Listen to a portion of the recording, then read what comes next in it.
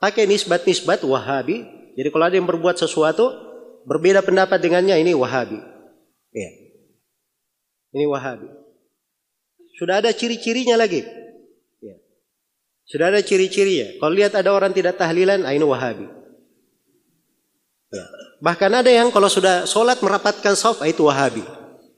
Ya, Masya Allah. Jadi yang penting ada yang tidak cocok, Wahabi. Ya. Atau ada hal yang aneh yang dilihat, ini Wahabi. Banyak yang menanyakan, apa itu Wahabi? Ya. Apa itu Wahabi? Baik. Ini Wahabi dari sisi bahasa, ada kata Wahab, terus ditambah dengan ya nisbah di belakangnya dalam bahasa Arab. Artinya pengikut Wahab. Iya, kan begitu? Pengikut Wahab. Itu dalam pembahasan bahasa. Kalau kita orang Makassar di sini dibilang Al-Makassari, pakai i di belakangnya, artinya orang Makassar. Iya. Dia orang Indonesia, Al-Indonesi. Jelas ya? Dia orang Malaysia, Al-Malaysi. Kan begitu? Ini nisbat di belakangnya. Jadi Wahab ini, Wahabi itu nisbat kepada pengikut Wahab. Maksudnya siapa? Abdul Wahab. Pengikut Abdul Wahab. Jadi kata Wahabnya belakangan, ada Abdulnya di depan. Iya. Jadi tidak dikatakan Abdul Wahabi, tidak. Begitu dinisbatkan, abnya dihilangkan. Jadi pengikutnya Abdul Wahab. Baik, pengikutnya Abdul Wahab. Siapa Abdul Wahab ini? Iya. Siapa Abdul Wahab ini? Inilah yang menjadi titik kerancuan. Yang menjadi titik kerancuan. Pakai nisbat-nisbat Wahabi. Jadi kalau ada yang berbuat sesuatu berbeda pendapat dengannya, ini Wahabi. Iya. Ini Wahabi. Sudah ada ciri-cirinya lagi. Ya. Sudah ada ciri-cirinya. Kalau lihat ada orang tidak tahlilan, ini Wahabi. Ya. Bahkan ada yang kalau sudah sholat merapatkan shaf, itu Wahabi. Ya, Masya Allah. Jadi yang penting ada yang tidak cocok, Wahabi. Ya. Atau ada hal yang aneh yang dilihat, ini Wahabi. Baik, ini penggunaan kata Wahabi. Ada dahulu pernah sebagian manusia, ya, yang menyimpang di masa dahulu. Nah, itu populer di masa itu disebut dengan gerakan Wahabiyah. Ya.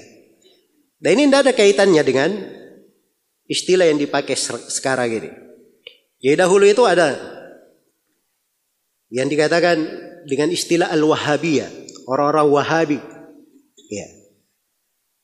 Orang-orang Wahabi nisbat kepada seorang yang bernama Abdul Wahab bin Abdurrahman bin Rustum.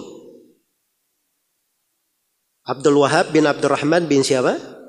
Bin Rustum. Iya. Dia ini kapan meninggalnya? Iya. Ada yang mengatakan dia meninggal tahun 190 Hijriah. Ada yang mengatakan meninggal tahun 197 Hijriah. Ada yang mengatakan dia meninggal pada tahun 205 Hijriah. Yang jelas ini kelompok Wahabiyah ini nisbat kepada Abdul Wahab bin Abdurrahman bin Rustum. Ini pemikiran Khawarij Ibadiyah. Iya. Ekstrim sekali. Di dalam mengafirkan orang, dalam mengeluarkan dari keislaman. Karena itu banyak dari ulama, khususnya di wilayah yang dia hidup, dia ini hidupnya di Afrika Utara. Dia berada di Afrika mana? Utara.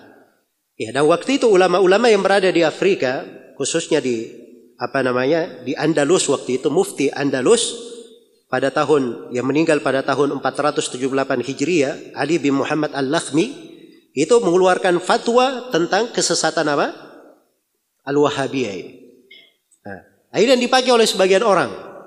Dipakailah gelar Wahabi itu begini. Kriteria terkait dengan Wahabi di masa ini. Abdurrahman bin siapa?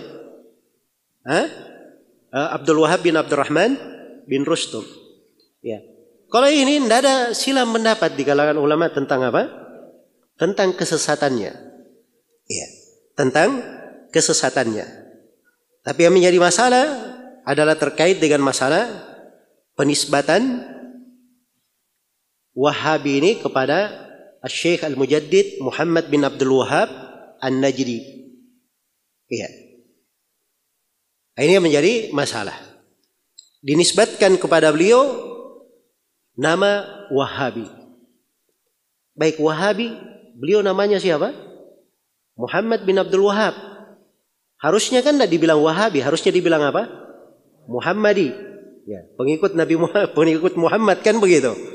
Ya. Tapi ya itulah orang-orang yang senang memberi gelar-gelar, ya dia cari juga yang cocok-cocok sebagai gelar. Ya, kalau dibilang Muhammadi, oh gawat juga kita. Nanti bisa-bisa orang menyangka Nabi Muhammad. Ya kan begitu. Ya, maka dicarilah gelar yang mencocokinya. Baik. Jadi kalau dia dinisbatkan kepada Syekh Muhammad bin Abdul Wahhab, Syekh Muhammad bin Abdul Wahhab ini beliau lahir pada tahun 1115 Hijriah. Iya.